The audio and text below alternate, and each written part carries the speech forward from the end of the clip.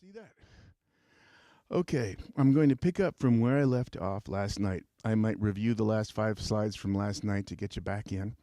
And I think we were going to subdue the lights. So let me get this. Oh, yes, we have to do this now. This by hand. I cleaned it up a little bit. And I didn't have Hebrew fonts at the time. It was 20 years ago. But for this conference, I tried to make it a little bit more readable. Tried to remove the details and take you through it in sequence. So here we are, the end of the first month of this. Rabbinical tradition says the whole sequence of the plates happened over 2.5 months in the early spring just before the equinox. And that's where I scaled the orbit, and it works out. It really does. This is to scale day by day. This is not just a conceptual diagram. We'll get to that. I mean, I took it to scale, graphed it, and then traced that to make this, and we'll get to the other. So now we have the Earth is in a horizontal circle, and the path of the Venus, you see, is beneath our plane, but coming back up now. We're on the way up. That means we're getting closer and closer to this main tail of debris. So we got the cattle disease. Now we got the shkin, the boils. Dever is cattle. It means they die bad. But dever in Hebrew also means a discussion. Neseret hadaburim, the 10 discussions. It's not commandments in Hebrew. It's kind of like a mistranslation there. But a debor, devar, dvora is a honeybee, so the name Deborah there. But it also means a meteor. So all of these things kind of tie together there with the cattle disease, if you want to think about that. We go to Shkin, and we have the boils, but I'm saying the stuff falling from the sky was stuff from the volcano and stuff from Venus, and Venus was close enough to set off the volcano. When you have a confluence of causes that are going to contribute to an effect, it's doubly the effect happened. So that's the kind of thing that I'm seeing throughout this. Let's go to the next. The hailfire. We've got that. Now what happens? This is where it gets very interesting. I said Venus is coming up from beneath. Now we got locusts everywhere. The gregarious form is seen on one side, and the one that swarms. There's ordinary locusts. They tend to be camouflaged, and they kind of keep to themselves. But when they get a certain thing comes over them, they flash yellow and they swarm. It's like a mob rather than a group of people. And so what I'm looking at is on an oblique trajectory, Venus is coming up underneath us now from the south, and it's partially eclipsing our planet like that. Why do I say that? Because what happens next can only be explained this way. There's no meteorological way to explain this. Moses says, you're going to have locusts. And for all the rest of that day and into the night, a super strong, sustained gale, hurricane-type wind blew the locusts in. The locusts usually were in the grassland in Libya. It was grassland at the time before the climate change. Now they're being blown into Egypt all of a sudden and swarming everything. So what you have here, Kol hayom hahu v'kol halayla, all the day, that one, and the night. Haboker haya, the morning was, v'ruach hakadim, the east wind, nasa et harbe, it brought the locusts. That's phenomenal. You don't have a freak wind blowing super strong like that all day and into the night, and then locusts. But we did this time. So I'm looking at the eclipse of the planet there, shading the large area. The temperature drops like 25 degrees just in the small area of totality that we'll see tomorrow. So imagine a semi-continental size area cooled. That will bring a thermal breeze. The breeze is going to cool down. The cool air's got to go somewhere, and it's going to go into the warm. The warm air is going to rise, and there's electrical effects that enhance the sweep over at the upper altitudes. You got locusts. They're bad. They're everywhere. Your harvest is gone. Only what hasn't come out of the ground yet is not going to be affected. They eat the trees. They eat everything. Not a green thing survives, and they leave their feces everywhere. Moses says, when do you want these locusts gone? Tomorrow. By this time tomorrow, not a single one shall remain. Wind started kicking up. Hurricane wind again. All into the night. From the reverse direction. Meteorology can't do that. But this did, I'm saying. It's spooky. Because What gets my attention is immediately after this, which I can only attribute to partial eclipse of the planet, we get the darkness. The whole planet is eclipsed for 3 days of partial darkness, 3 days of total darkness, 3 days of partial darkness again. These reconciling the various accounts like that. So now you're starting to see what the locust led into now became complete with the darkness. But it was no ordinary darkness. Scripture says this darkness was so intense, of such an unearthly nature, that you could feel it. If you're standing right, you couldn't see your hand in front of your own face. And I'm saying that was an electric dust storm on the whole planet. When our plasma tail on Earth hits Mars, the whole planet has a plasma dust storm. You can't see any features until that dust storm subsides. And there's no atmosphere to speak of. It's an electric storm. So I'm saying we experienced that.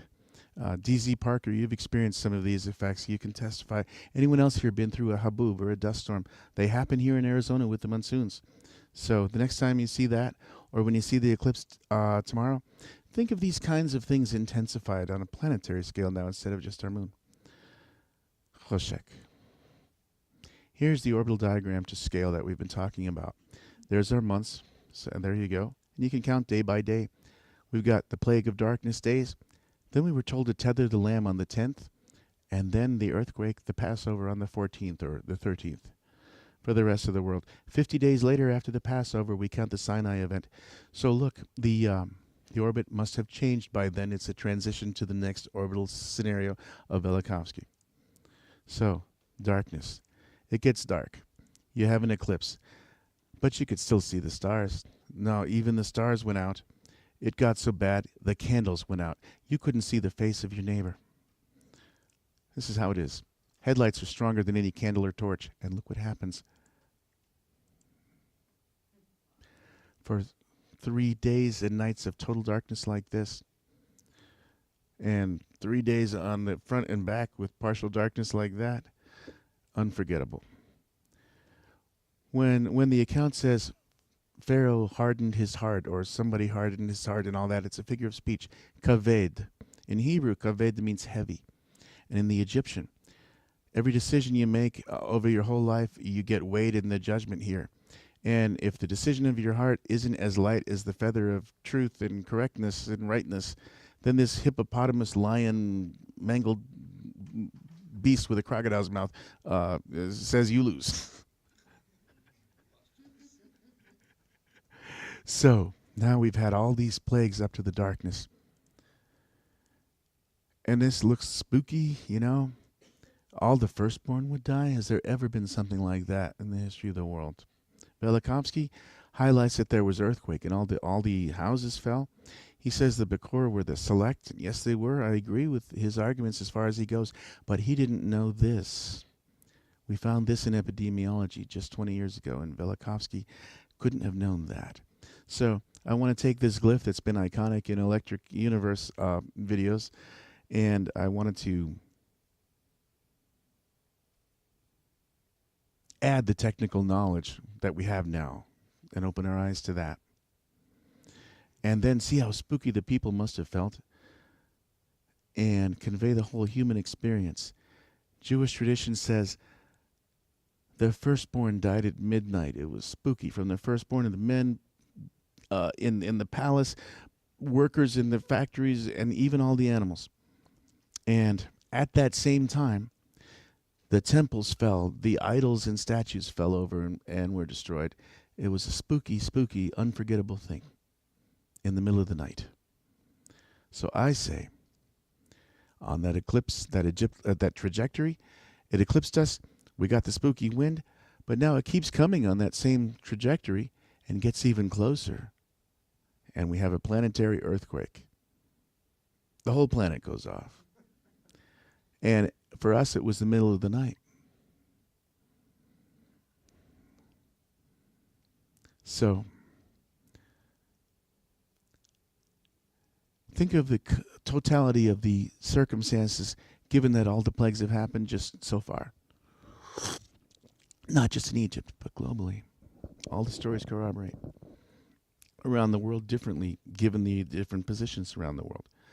For Egypt, Egypt's famine protocol was that the firstborn should be given a double portion in times of famine, from the palace to the workers to the animals.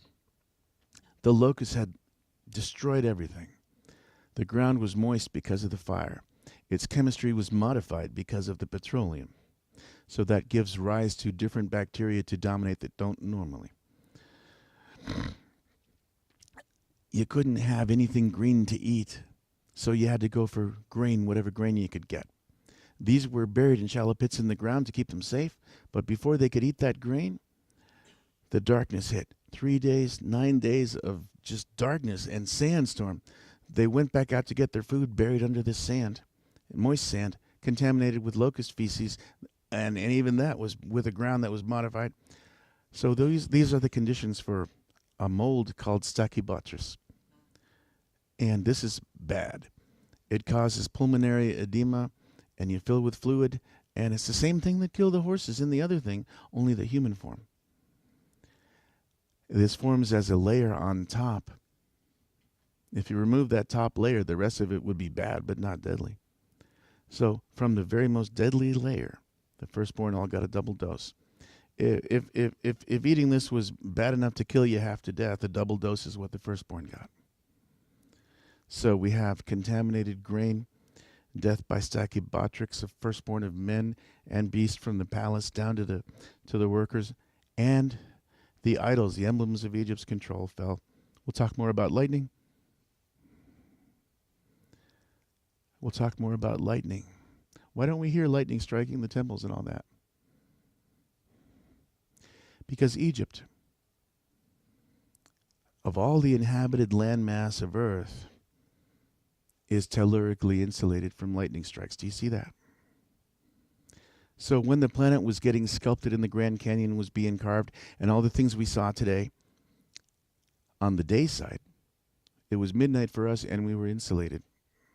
Very, very spooky thing that I can't forget now that I've seen it. So look at Egypt. Here we go from the Nile east to that wall of the canal there. But all that was Egypt. We crossed the peninsula and cross over there. You can march it in 7 days. Moshe Dayan did it in the last war.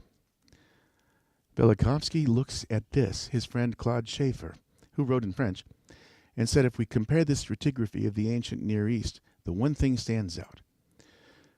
We've got intercontinental earthquakes leveling every city of the Middle Bronze. So bad as to shock the quartz. If your stairways are made of quartz and the earthquakes, the quartz itself gets shocked. That's a mineral thing you can test. We don't have earthquakes like that today. 50 years later, there was another intercontinental decimating earthquake. So there you go. So to align the stratigraphy of the ancient world, you take these two mega earthquakes and the evidence of it, because all the cities burned after an earthquake like that, and you align them. If your chronology hypothesis didn't have them aligned before. Aligning them this way, we've been studying the chronology, is consistent with what Velikovsky's chronology is. As he filled in the details and confabulated, even his confabulations, people quibble and argue, but they're the same layer, the same strata. The chronology holds. Earthquakes, global earthquakes. Now, Passover. You know, you have the blood on the door and the lamb sandwich that night and all that, you know, the good food, but you don't have time to cook the bread, so you eat it flat, right? Ate at an Indian restaurant last night.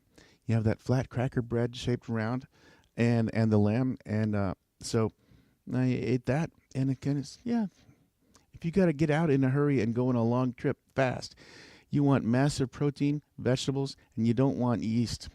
Besides, you got to carry all the bread you got, and you can't cook it in the desert. You cook it flat, stack it, and you can pack it on your back. So we were told to eat it like that. But I can't help thinking that Venus aspect must have presented something like this. It was seen as a door in the sky. Or a lady with long hair, I don't know, it's around the world, you see. And 3 days later, it looks like that. So Venus must have crossed from one side of the sun to the other at sunset. See? So, but then it would have set with the sun, and it would have been an ordinary full moon night for anyone new. There are questions we ask at Passover as children. Why is tonight different from all other nights? Well, I think tonight you're going to have some answers that have more insight than we've had for some 3,600 years. Earthquake, yes. Stone doors, yes. But we lived in mud huts made of straw and expedient materials.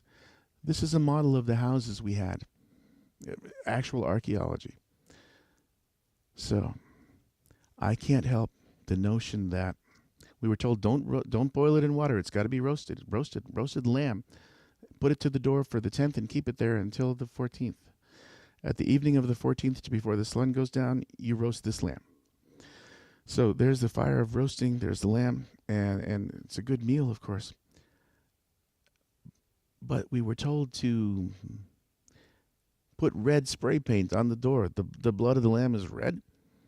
You take a sprinkling plant like baby's breath or something. You dip and you spray. You dip and you spray on the mashkof and on the mezuzot, the lintel and the two doorposts.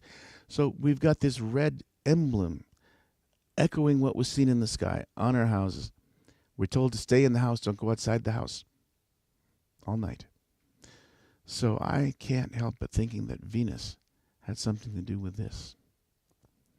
And this sign that endures to our day, the blood over the door, is a visual glyph and a calendar date that preserves data. So this whole sequence of events preserves data that's consistent with this orbit and consistent with the latest in electric universe that we just found out this week, or at least I did. So here we go. It happened at midnight in Egypt. The firstborn die.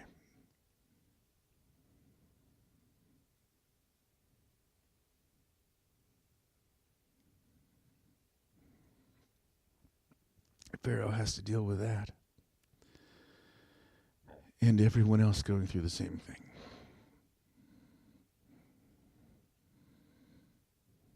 And the earthquake. That morning, he let us go. So I think it took all of that to get to that point. So, food for thought. To understand the rest of this, we're going to need to basically review astrodynamics, n-body dynamics, and some things like that. So if anyone wants to stretch their legs for a minute, get a drink of water, and all that, we're going to have a short remedial review. So I'm going to keep these slides going, and that's what it is. The dark magic liquid that restored the life. So sure, I'll take a break. Okay, so we're going to review the astronaut's paradox, the n-body paradox, and the electric paradox. So this is your astrodynamics crasher course. If you're an astronaut in low Earth orbit and you want to catch up to your buddy, I'm not talking about buzzing around the space station. I'm talking about he's 2 miles ahead on the same orbit. How do you get there? Do you fire your thruster? Well, that'll make you go faster and you'll go into a higher orbit. In the higher orbit, you're traveling faster, but the distance around a larger circle is so much that you'll actually lag behind. So that's not the way to get to your buddy. Let's try it again. Slow down, and you're lower. You're a good astronaut. That's what we do, exactly. So we slow down. That drops us to a lower orbit, and so now we catch up. Then we speed up, rise to the previous orbit, and hey, we rendezvous. Astronautics 101. Now let's take it to the n-body paradox. Two bodies that aren't big enough to really affect each other gravitationally can orbit in the same orbit, just like you and your astronaut buddy in the previous example. So, but what if you get big? So big that you actually do feel the gravity from each other. Well, what's going to happen? We're going to speed up and rise to a higher orbit, slow down and fall to a higher orbit. It's not going to work. Trying to pull us together from the same orbit is going to split us apart because of the orbital paradox. It's not a paradox. This is the way it works. Electrically, the forces are reversed. So now, if two bodies of the same charge are so large that they repel each other electrically, well, we're going to fall to the lower, rise to the higher, and it's going to bring us right back around. So we've got, if it's gravity, we're going to try to go together and diverge. If we try to push each other apart with the electric, it's going to bring us back around. So this whole interplay of this whole thing is going to have a give and take. Charges are going to go back and forth, and all these dynamics are going to be interplaying. So even with the locust, you have an eclipse here and then something, and then an eclipse on the other side, and the movement. And so this kind of give and take, but moving gently forward, interplay of these kind of forces is what it takes to understand how I see this happening. No, we have the electric, we have the universe sandbox, but it's gravity only. We need an electric sandbox for the astronomy and also for what we're doing with the geosculpting, the geophysics. So now let's look at tidal dynamics. We've got the tide, we've got the core, we've got the mantle, we've got the continents, we've got the ocean, but the atmosphere itself is also affected by tides. So, what kind of tides are we talking about? Normal tides we have. Tide goes up and down some 3 feet, and the ocean, the ground itself moves up that much, but the ocean moves that much more, and so we have tides. Tides are a higher power than the square, so I think it's third or fourth cubed. We'll have to look that up and be sure to lock that down. But being conservative, let's go with cubed. Do you okay? Well, you got to catch this. Can I have like a minute or two? So, but if you're landlocked, you won't get that tide. We were landlocked here on the seismically active region, and tidal wind happens there. So, back from the coffee break, let's run through the rest of this and be done. Pillar of fire, not an earthly thing, but it looked kind of like that. Doré got it right, it's in the sky. But it's not a volcano, it's not a pillar of fire in the same place. It's a comet wheeling around in the sky because the scripture says this thing was a pillar of smoke in the day to guide our way, but it lit our way at night, and you can't do that by shining a fire in somebody's face. It's got to be behind you. So it's wheeling around in the northern sky. That means Venus is above the northern hemisphere. Want to clear up another misconception from Cecil B. DeMille? It wasn't a narrow single file way. We got an army and we got to run. I ain't going in there. We got the army. I ain't going there. No, not that. The army's coming, and their weapons float, but they're coming now. So I think our director, Ridley Scott, got it right. This bridge is 12 miles across and 12 miles wide, but it's a mile deep there and just as deep to the north. Seismic activity or something, tidal waves are low and fast in deep water, but they slow down and stand up. Same from the other. So we got this land bridge. They're going to converge, and they're not going to disappear. They're going to whoosh. So you got all that. You can start to see it. Tsunami, let's look at this. We have an earthquake or some kind of disturbance. The wave comes, not much in the deep water, but as it comes close to our land bridge here, it slows down and stands up a wall of water. And the velocity be like 30 miles an hour. We got 6 miles on either side, 30 miles an hour. As these come together, you got 5 minutes of walls of water converging here. Okay? Ridley Scott got it right. So, now, Velikovsky says, when the lightning struck, the waves came together. D.Z. Parker shows we have electrostatic stuff, and his work tonight was the key. This is actual lightning strike causing that. Velikovsky was totally right, and I couldn't have known. The weapons floated. There you get to Sinai, Ark of the Covenant, all that. That's closest. So that ivory from 800 BC remembers. We've gone through N-body dynamics, the cometary encounter. We've got this spiral encounter. And only because of the inside of electric universe have all the mysteries and keys that I couldn't solve before been answered. The moon is a comet tail with ions we didn't know. Interesting. The Aztec story is very interesting. All the stories of the world are very interesting because they corroborate. That's Velikovsky, the electric comet of Venus. Thank you. Something to think about.